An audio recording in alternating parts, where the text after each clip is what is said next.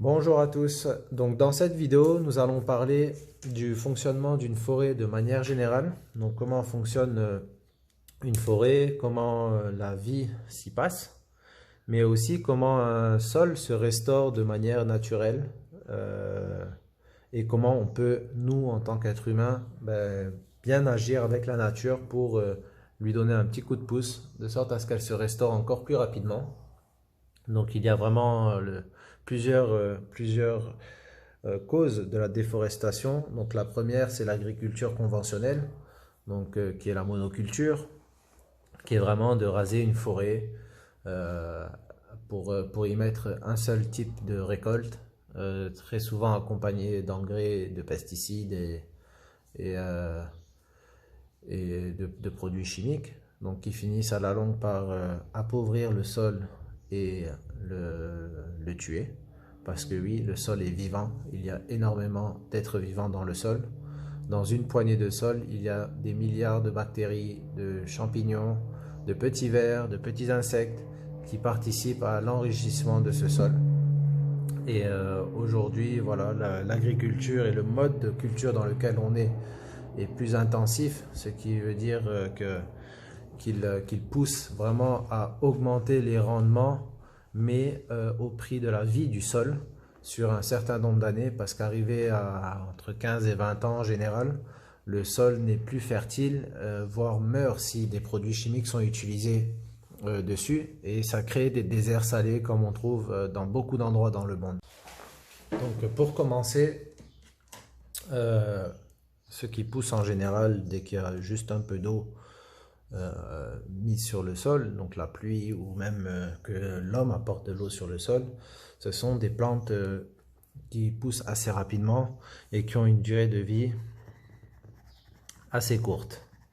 Donc ce sont des plantes qui couvrent le sol, on les appelle des plantes de couverture de sol. Ça va être les plantes qui vont former la couche numéro 1. Donc il y a différentes couches, on va passer à travers. Donc ça c'est la couche numéro 1. Ce sont des plantes en général qui ont une durée de vie de 0 à 6 mois. Donc quand on veut restaurer un sol, en général qui a été fatigué ou qui n'a plus de nutriments ou qui juste doit être restauré, on utilise des plantes qu'on appelle des espèces de supports qui vont prendre des nutriments de l'air pour les incorporer dans le sol. Ces plantes-là vont, pendant la première partie de la restauration, avoir une grande proportion par rapport aux plantes maraîchères ou aux plantes qui vont rapporter des fruits, parce que les fruits vont puiser des nutriments dans le sol des arbres fruitiers vont puiser des nutriments dans le sol pour pouvoir produire de bons fruits. Donc pendant la première étape, ce qu'on vise à faire, c'est vraiment utiliser des plantes qui mettent des nutriments et qui apportent des nutriments dans le sol. Donc c'est redonner de la vie au sol avant de vraiment incorporer des arbres qui vont puiser des nutriments dans le sol. Donc la première espèce, et la première couche en tout cas, sont des couches de couverture de sol. Ce sont des espèces qui poussent vraiment très vite, qui ont une durée de vie de 0 à 6 mois. Et ce qui se passe au-dessus du sol se passe la même chose en dessous du sol. Donc ces plantes-là vont avoir des réseaux de racines de faible profondeur, on va le mettre comme ça, et vont utiliser des nutriments qui sont dans l'air, pour les envoyer dans le sol, et vont les incorporer dans le sol, forcément, au niveau de leurs racines. Voilà, on y arrive. Donc voilà. Donc en couche assez superficielle dans le sol. Après ça, nous avons les plantes. Pareil, hein, sont des plantes, c'est la deuxième couche. Sont des plantes qui ne nécessitent pas qui ne nécessitent pas vraiment qui n'ont pas de tronc, qui n'ont pas de bois. Donc ce sont des plantes qui poussent aussi en général assez rapidement, qui vont former notre deuxième couche, qui peuvent avoir une durée de vie aussi de 0 à 6 mois ou peut-être un peu plus longue. On va les appeler des plantes sans tronc. Donc celles-ci vont avoir la même chose, un réseau de racines un peu plus bas que les plantes qui couvrent le sol. Et vont faire la même chose, c'est apporter des nutriments, et plus précisément de l'azote, qui est un nutriment qui est favorable à la pousse de toutes les plantes, d'une majeure partie. Donc, il y a certaines plantes qui vont puiser de l'azote dans le sol et d'autres qui vont en mettre.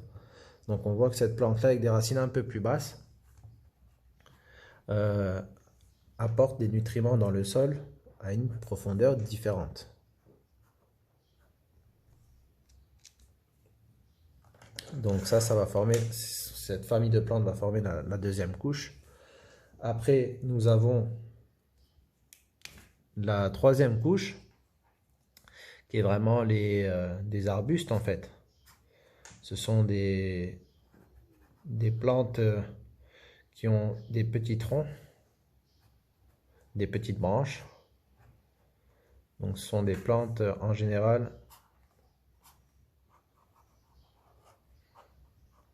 qui ont une durée de vie assez limitée. Donc on parle de 4, c'est la troisième couche, on parle de 4-5 ans. Ça sont les arbustes. Je vais juste rajouter ici, petite indication, donc les couvertures de sol. Donc ces arbustes-là vont forcément faire la même chose, avoir des racines un peu plus longues et apporter des nutriments encore un peu plus profonds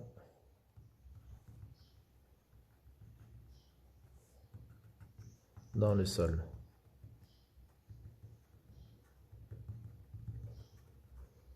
Voilà. Bon, c'est schématisé bien sûr, hein, avec un réseau de racines qui se retrouve plus profondément. Donc après cette couche-là, on retrouve une autre couche qui sont des plantes racines, comme on les appelle. Donc ce sont des plantes qui vont avoir des racines, et ces racines qui seront là pour plusieurs choses, donc qui servent à décompacter le sol et à favoriser l'infiltration de l'eau dans le sol. Donc on parle de plantes comme par exemple le manioc, la patate douce, la pomme de terre. Et les plantes comme le manioc, oui, vont jouer un rôle de vraiment de décompacter le sol, donc permettre de créer comme des petites fissures ou un chemin en tout cas à l'eau pour que l'eau puisse s'infiltrer dans le sol, mais aussi que la vie puisse s'infiltrer dans le sol.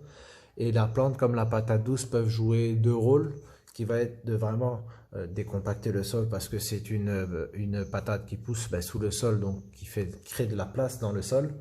Mais c'est aussi une plante vraiment très feuillue, donc qui va jouer aussi le rôle de couverture de sol. Donc ce sont des plantes qui peuvent avoir bien sûr plusieurs utilités. Donc ça, on va les appeler les plantes racines.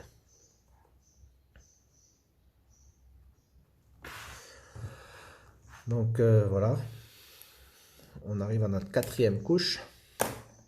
Après ça, on se retrouve avec la cinquième couche, qui sont les arbres un peu plus grands.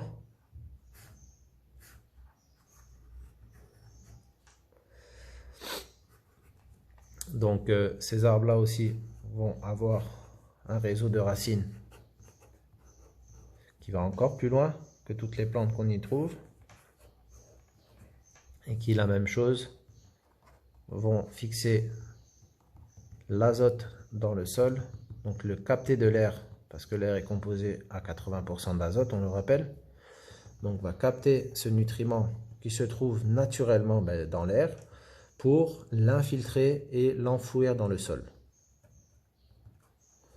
Donc ces arbres-là, en général, ce sont des arbres qui ont déjà une durée de vie un peu plus grande, qui ont une durée de vie on va dire, 8-10 ans.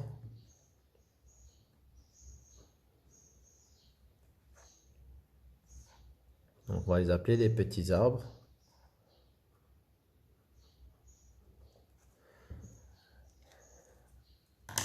Ensuite, on retrouve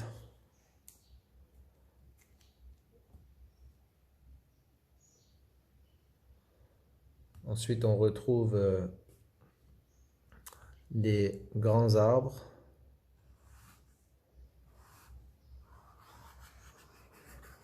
Donc c'est les arbres de la canopée qui vont vraiment encore avoir un réseau de racines beaucoup plus important, beaucoup plus grand et apporter des nutriments et les mettre dans le sol à une profondeur encore différente.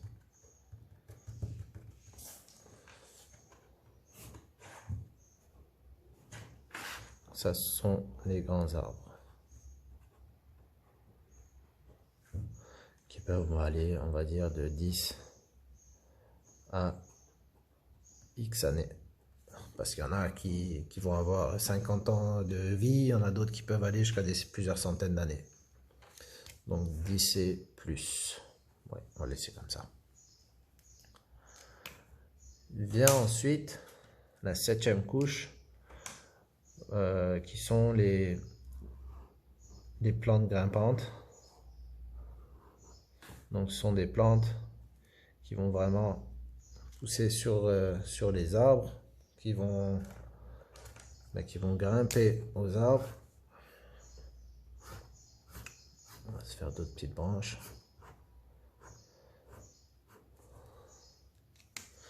Donc ces plantes-là vont vraiment grimper, se retrouver un peu partout et avoir plusieurs utilités.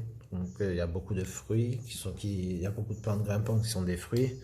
Donc comme le mate dans notre pays, le fruit de la passion et d'autres, mais aussi d'autres plantes grimpantes qui peuvent servir à autre chose et qui servent aussi à avoir différentes longueurs de racines. Il y en a qui ont des racines assez basses en profondeur sous le sol, d'autres qui sont un peu plus proches de la surface du sol. Donc voilà, ça apporte une couche de diversité. Donc ça, c'est la 7e couche, donc ce sont les plantes grimpantes.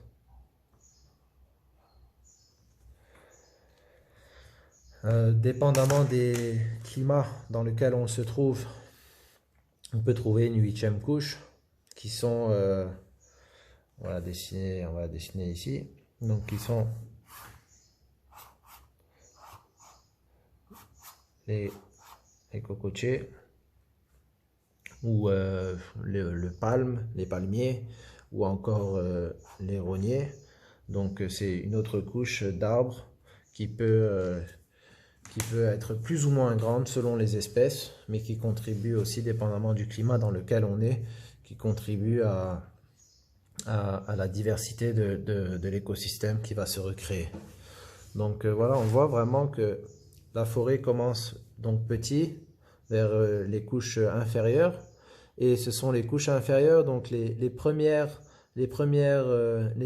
pousses des couvertures de sol qui vont permettre, schématiquement bien sûr, mais qui se rapprochent vraiment beaucoup de la réalité, qui vont permettre aux petits arbustes de commencer à pousser. Une fois que les arbustes vont commencer à pousser, les arbres qui ont besoin d'un peu d'ombre pour pouvoir commencer à pousser et grandir seront protégés par ces plantes et ces arbustes qui poussent assez rapidement.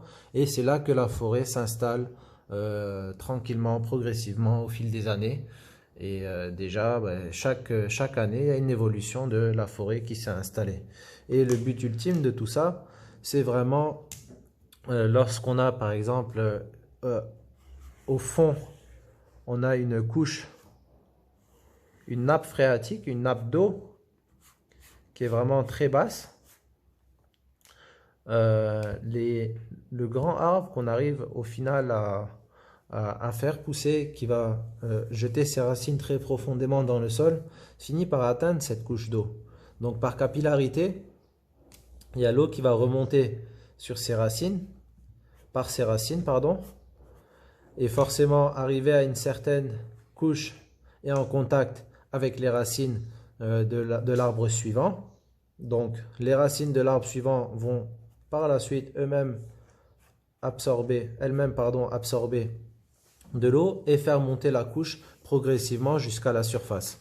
Donc ça fera en sorte que les plantes qui ont des racines vraiment pas très profondes et qui n'auraient pas touché en temps normal la nappe phréatique pourront avoir accès à l'eau et donc pourront continuer leur développement. Donc je ferai par la suite une autre vidéo qui pourra expliquer vraiment la mise en place et la disparition de certaines espèces pour laisser place à d'autres. Parce que vraiment là c'est une vidéo explicative des différentes couches qu'on peut trouver dans une forêt et de comment cette forêt se restaure au fil des années. Le dernier petit point, c'est l'importance de cette diversité, encore une fois, c'est qu'il y a certains arbres qui vont nous permettre de nourrir vraiment le sol. Et aussi, comme je l'ai dit, chaque arbre, chaque plante a ses spécificités et a son rôle à jouer. Le fait d'avoir une diversité et toutes ces couches-là se retrouvent en hauteur, comme on le voit, se retrouvent pareil dans le sol. Ce qui fait qu'il n'y a pas de compétition de place entre les différentes plantes parce qu'il y a des racines de surface, des racines un peu plus profondes et des racines qui vont encore plus loin. Et certains de ces arbres, qui sont des arbres à croissance rapide, qui ont une durée de vie de 8 à 10 ans, mais qui peuvent prendre 4, 5, voire 10 mètres par an, peuvent servir à différentes choses. Donc déjà la nutrition, comme le moringa qui pousse vraiment très vite, mais qui est aussi un fixateur d'azote et qui peut servir, bon, pas forcément le moringa, c'est pas la meilleure utilité, mais il y a d'autres arbres qui poussent assez vite, qui peuvent servir de boîte chauffe, mais aussi de nutriments dans le sol. Ce qui veut dire que ce sont des arbres qui seront plantés spécialement pour pouvoir les tailler et les envoyer dans le sol directement, donc les couper et les mettre au sol directement pour que la décomposition se fasse et que le sol soit couvert. Donc ce sont d'autres techniques qu'on abordera un peu plus tard et qu'on détaillera un peu plus. Pour les différentes couches et les différentes espèces qui peuvent être utilisées en climat semi-aride, une autre vidéo spécifique sera faite là-dessus. Donc voilà, je reste à votre disposition pour toute question. À bientôt.